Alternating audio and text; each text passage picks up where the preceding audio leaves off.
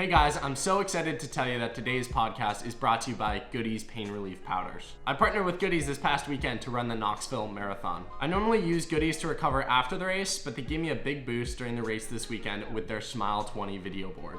Goody's believes that when it comes to pain relief, a smile can go a long way. At mile 20 on Sunday, there was a massive video board where I saw myself running with a huge smile on my face. Seeing myself with a huge AI smile made me laugh and gave me a huge boost to power through and finish the race strong the last 6 miles. When I crossed the finish line, I was naturally feeling pain and soreness, and I thankfully had Goody's on hand to relieve the pain and get back on track. My only note for you guys is never take before or during a run. A quick note on Goody's, if you're not familiar with them, Goody's pain powders dissolve quickly and are formulated to start working fast. Goody's powders target a full range of body pains and headaches, hitting the pain right where it hurts. Their on-the-go stick packs can be slipped into your pocket for quick pain relief when you need it. I like to take my Goody's powder by placing it on my tongue and chasing it with a glass of water. Make sure to always read the directions and use as directed. Right now, for a limited time, Goody's Powders is offering $2 off on select products on Amazon when you use the code TRE2. We will also throw it up on the screen, and I've also left a link in the show notes. For the flavor, I recommend the Cool Orange. Ladies and gentlemen, it's done. I ran the marathon. I survived. I finished. I'm officially a marathoner. I now know what it feels like to place that term on your head. It actually feels quite good to say you ran a marathon. And I think specifically for me, being in the sports and running industry, I think there is a part of me that was like, how have I not run a marathon before? And so I'm glad to have done it. I'm glad to say I'm a marathoner. And in today's solo episode, I'm going to recap the experience of the 2025 Knoxville Marathon that I ran literally 2 days ago as of recording this with Goody's, who brought me out. I'm so grateful to them. You heard about them in the ad read in this discussion and conversation. It was crazy. You know, running a marathon is not for the weak of or faint of heart. And I utterly commend anyone out there who has done it. I think what's most impressive to me is the aspect that I was missing, which is the training aspect. Like most people who I talked to at the starting line or during the race or leading up to the race had trained for, at least 2 months for the race and for the marathon. And to me, the preparation is almost always more impressive than the race itself, because you can't always control the outcomes on race day. And you try to influence it through training, right? But you can almost always control your daily output in training, because reality is, like, race day, it could be rainy. It could be, you could wake up and have a sore calf and not race as well. You could have gut issues. But if you train really hard for 10 weeks and you control the output 99.9% of those days, like, you're a stud. You deserve a handshake, a high five, a fist bump, whatever it might be. It's quite impressive. So I think to anyone out there listening, whether it's a marathon or track season, like, give yourself flowers more for the training. I don't think we appreciate or give ourselves enough kudos, not to use a Strava word there, enough kudos just for the hard work that goes into race day before we even line up and attempt the impossible. So if you ran the marathon this past weekend in Knoxville, I hope it went well. And if you're running a spring marathon or in the thick of track season, like, pat yourself on the back. Training is not easy. It's truly harder than the race itself, in my opinion. I love this saying that, what is it? It's like, it's something to the extent of, like, training is the hard part, right? A race is just the celebration of all the hard work you put in. And I think that's totally true. Like, your effort should be in the training, and then the race is just the celebration of all the hard work, and you get to hopefully reap the fruit and rewards of all of that hard work. So anyways, diving into this, giving you guys a little bit of a recap. This will be a shorter episode, but yeah, I was running the Knoxville Marathon, and I would highly recommend listening to my solo episode before running the Knoxville Marathon to just give, like, heavy context to everything, how it came about, my training, like, everything. But to recap kind of the situation, a company, Goody's, reached out to me about 3 weeks before. So I literally 2 weeks to train, didn't really run throughout the winter at all. So I did this off of only 2 weeks of running, and I recapped a lot of the training in last episode. But to recap it again here, my first week of training was like 30 miles with a long run of 10 miles where I averaged somewhere in the 730s, practiced using gels in my race day shoes, the Nike Alpha Flies. And then the week of the race, so the second week of training, was just 3 to 4 mile runs. I want to say Monday and Tuesday were both 4 miles. Wednesday was 3 miles. Thursday was 3 miles. Friday I took off. Saturday I jogged 2 miles and did 2 strides. So basically no training. Now, in terms of confidence, I was confident that I could push through any amount of pain and finish the race. I think the question for me was how hard was it going to be? I think that was really interesting, but I was trying to get my mindset in the space of like, you can do hard things and this could be the most painful 4 hours of your life, and that's okay. You will finish and you can do it anyways. And I think that was a really positive mindset to have, because if I went in expecting it to be easy or expecting to feel good at mile 15 or whatever it might be, I could have sold myself short. It could have been a very long day if I didn't feel good at mile 15. So I think I went in with the perfect mindset of like, I'm expecting this to be the hardest thing I've ever done. And if that's the case, I'll be okay. But that wasn't the case, and I was super grateful for it. To give you a brief recap, woke up really early Saturday morning at like 6 a.m. Went to bed at like 1 the night before, so did not get a lot of sleep. Just had a lot of things to get done. Flew in, landed around 12, literally the day before the race. Went to the expo, got my packet, met up with my dude Keegan Smith, who's been on the podcast before. Highly recommend that episode. He lives in the Knoxville area. He's also he's such a good runner. He's running for the University of Colorado this upcoming fall. He's a Hoka NIL athlete, and he plays top 6 at both NXN and Foot Locker. I think he had the lowest combined finish out of any athlete who ran both races. So anyways, met up with him, did a little shakeout, did 2 strides. It was like 85 degrees, guys, the day before the race, which was brutal. And so I didn't feel good with both the heat, coming off the plane, short sleep, and Knoxville was hilly. That's what I learned the day before the race. Knoxville is incredibly hilly, and that made me way more worried than I was before. I looked at the elevation profile before, but it didn't seem too crazy. And then running actually parts of the course, I was like, my good Lord, this city is kind of wildly hilly. Strides felt good. Then after that, showered up, went to Mass, Saturday night Mass, because I wasn't going to be able to go on Sunday. I got the mind right, got the soul right, and then ate way too much bread and carbs, as runners tend to do the night before the race. Even had ice cream, guys, and I ran well. So this is your permission to eat ice cream the night before the race if you want to. Don't overthink it. And then, went to bed. Woke up the next morning at like 5:50. Drove over to the race site, parked, did a little bit of stretching. The other drama was it was supposed to like absolutely pour all morning. So there was this question of like, I was like, I already don't really want to do this marathon. And the thought of running in the pouring rain for 4 hours sounds absolutely miserable. So it was like raining lightly when we got there, got to the start line. And so Keegan was going to run the first half with me, which was super, super helpful. And he's just the absolute man for giving me a tour of Knoxville. Kind of like, he felt like my agent. He was like walking me everywhere, telling me what to do, XYZ. And so our plan was to run 8:30s, 8:45s going into it, probably 8:30s, and just hold myself back, because even if I felt good, I didn't want to put myself in a hole early. And so the plan was like run 8:30s, and then if you're feeling good, you can really push it the back half. And again, my goal was to finish. It was not time, so I didn't expect to like go all out if I didn't have to, but I was also ready and prepared to go all out if I had to. So we started out. The hard thing too with the elevation was like, if you're in an 8:30 effort but you're going downhill, it might be like 8-minute pace. So the first mile was 8:14, second mile was 7:52, which had negative 83 elevation. Mile 3 was 8:28, mile 4 was 8:11, mile 5 was 8:02, then 8:15, 8:05, 8:12, 7:59, 8:06, 8:02, 10:14, which was a porta potty stop, and 7:55 for mile 13. So definitely faster than I was anticipating, but I felt good. There was a nice cool rain the whole time. It was like 65 degrees. I was locked in. A few worries. So 2 worries. One, mentally, I was like, this is just such a long way to go. The thought of running for 4 hours is truly brutal when you just ran 20 minutes and that 20 minutes felt like it was forever. And so you're like, another 3 hours and 40 minutes. Are you kidding me? So that was part one. And 2, my stomach didn't feel great.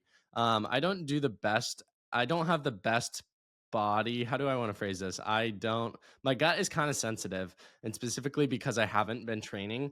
Yeah, my gut's sensitive. And so when I'm taking in gels, like I definitely felt like I could get to the place where I would start to dry heave, which sometimes turns into throwing up. So I wasn't able to take as much nutrition in as I would like. I was pretty cognizant to stop at the water stations and at least take a sip. And generally, I would like walk with the water because again, I was just trying to finish. I wasn't trying to like bulldoze through every little thing to take off time. And I was aware of the time, but like even at mile 12 where I ran 10:14, I had to poop. Sorry, TMI. And I was like, whatever, if it takes me 2 minutes, that's okay. And then I didn't have to go to the bathroom the rest of the race, which I was super grateful for. So it stayed very much contained within myself. And Keegan and I were having a good time, like the first 13, chopping it up, having conversation. We ran through these super nice neighborhoods in Knoxville. Anyone who ran the race will be able to relate. So it was just like, it felt like a tour. And I love the atmosphere of the marathon. I thought that was like a highlight. That was one of my favorite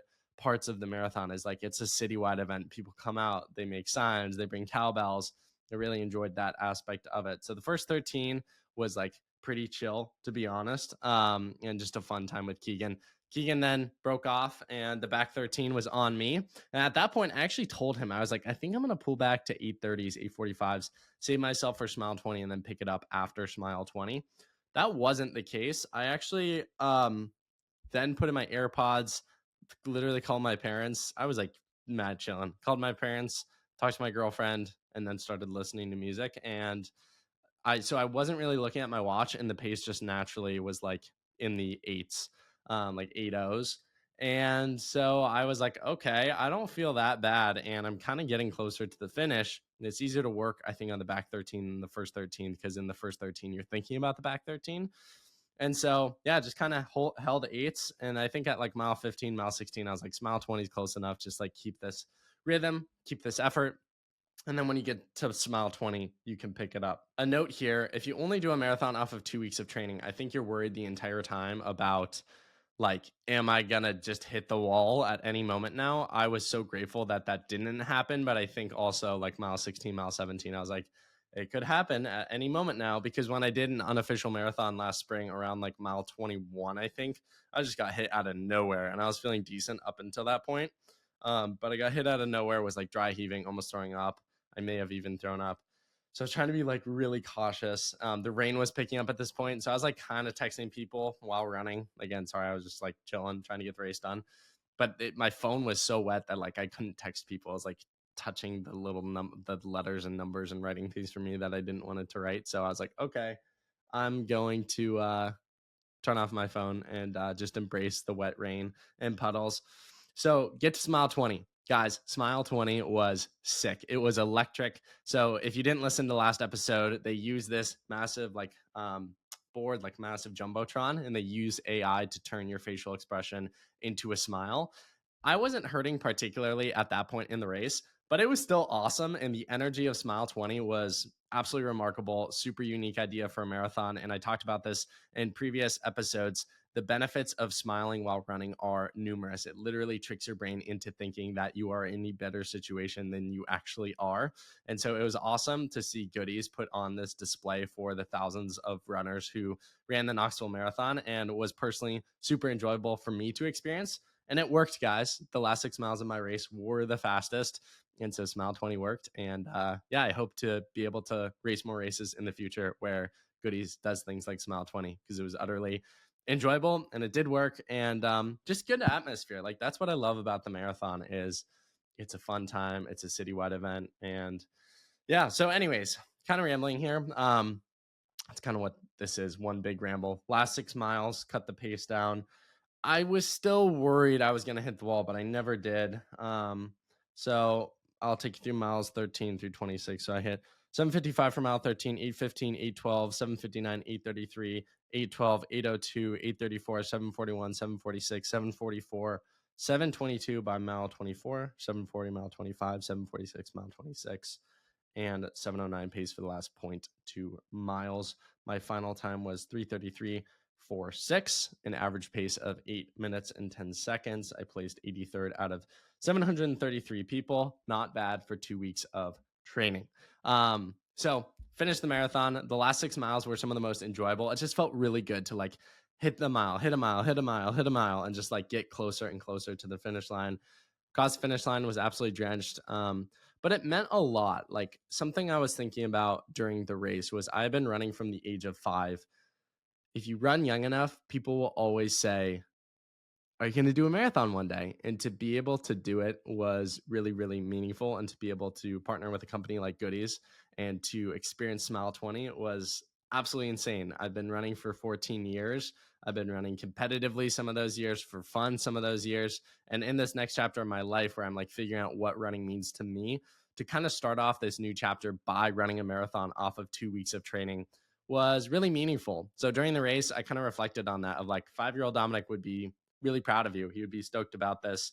And I was really grateful to be able to have that experience and to do a marathon and do my first marathon and call myself a marathoner. And like, despite doing it off of 2 weeks of training, marathons are hard. And they are, I was saying this to the Goodies team the day before they were interviewing me for some video content. And I was like, it wouldn't be meaningful if it wasn't hard. It would not be meaningful if it wasn't hard. So stop wishing for things to be easy, because if they were easy, it would not be meaningful. The fact that it's hard and difficult and you have to go through challenges and persist through the difficulties and the adversity is the very thing that brings it meaning. And so stop wishing it was easier. Stop wishing for the adversity to go away. Like, these are the things that actually bring meaning to the end result. And so for me, the fact that I didn't sleep a lot the nights before, that I was stressed about the hills and the weather and the you name it, honestly made crossing the finish line way more meaningful. And I'm so grateful for that. In terms of training for 2 weeks for a marathon, yes, you can absolutely do it. I think I could have gone couch to marathon. Like, I have literally done 3 mile shakeouts that I feel like were worse than this marathon. I think a lot of running is your mindset and your mentality. And because I was expecting it to be so much more painful than it actually was, I think I was pleasantly surprised and was just like, oh, like, this is a run in the park. And that doesn't mean that it wasn't hard or my legs weren't sore, but like, there are levels to that in every single run. And I think that your brain and your mind is capable of so much more than you think it is. And Dr. Jim Taylor said this in a recent episode that you guys should really listen to if you haven't already. But like, whether you think you can or you think you can't, you're right. And so you need to focus on what you're telling yourself and what you actually believe. And I truly believed I could run a marathon off of 2 weeks of training. And so I did it. And I'm proof that you can do it too, or you can do whatever challenge or adventure is on your heart or on your mind. But you're capable of so much more than you think you are, whether that's a time goal or a distance goal.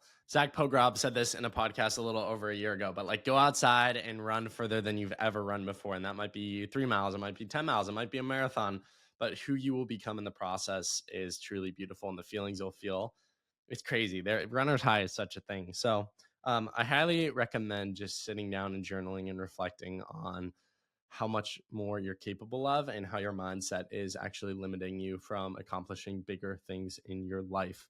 Um, Lowest point of the race and highest point of the race. Let's go through this. Lowest point was honestly probably like mile 2 or mile 3, where it's like you've been probably like mile 4 or 5, because you've been running like 32 to 40 ish, 45 minutes.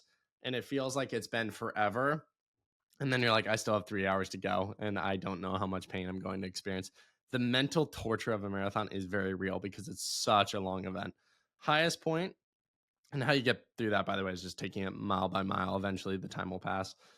Highest point, Smile 20 was sick, guys. It really was. It was really cool to experience and partake in.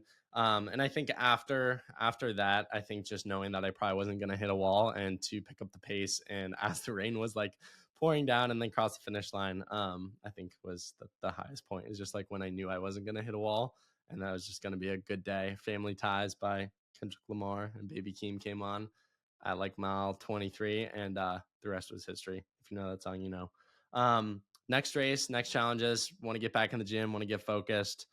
Get a max bench at 225. I'm up to 205, and just keep getting stronger. Become more athletic.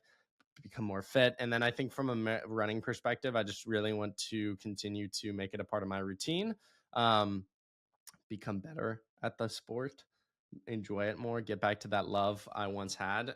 So I think I'm gonna slowly start to run more this summer, and then I think this fall run a fast marathon, whether that's 2:59 or 2:45. It kind of depends on how much time I'll have to prepare, and that I don't quite know how much I'll have because it's in the context of work things. Work is my priority over running. So, but I want to run a fast marathon, and I'm honestly shocked I ran as fast as I did given 2 weeks of training. I'm like not self glazed, but I'm very impressed. I ran 3:33 off of 2 weeks of training. So I think I could easily break three, and I think I could dip into the 240s if I had enough time. Depends on work things. I'm going to work towards that. Anyways, thoroughly enjoyed this experience. Hope you enjoyed my yapping. Highly recommend running a marathon, even if it's off of a week or 2 weeks of training or 12 weeks of training. Either one's impressive. A marathon is still a marathon. And I appreciate you guys for following along. I'll probably do one more episode. It will be interviewing someone, either like someone like a Dr. Jim Taylor or someone else. And we'll briefly cover the marathon. And yeah, it was enjoyable. I'm glad it's over with. I'm gonna get my sleep, and I'm honestly too. I'm impressed at how well I recovered from it. Like, ran the race on Sunday, went to the gym on Monday, could easily run today if I wanted to. So, really appreciate Goodies bringing me out and reaching out to me to do this marathon, and I'm stoked to officially be a marathoner. Like, it's fun. I'll always have that title, and hopefully, literally hundreds more marathons to come in my lifetime. But an honor that Knoxville Marathon 2025 was my first one. If you enjoyed this ramble sesh, this yap sesh with yours truly, give us a follow or subscribe to the podcast so you never miss another episode. Give us a 5-star review. It takes 5 seconds, and share the podcast with a friend, a family member, a teammate, someone who you think would find value and benefit from it. With all those notes aside, keep turning your what ifs into realities. And I'll catch you guys in the next one. Peace.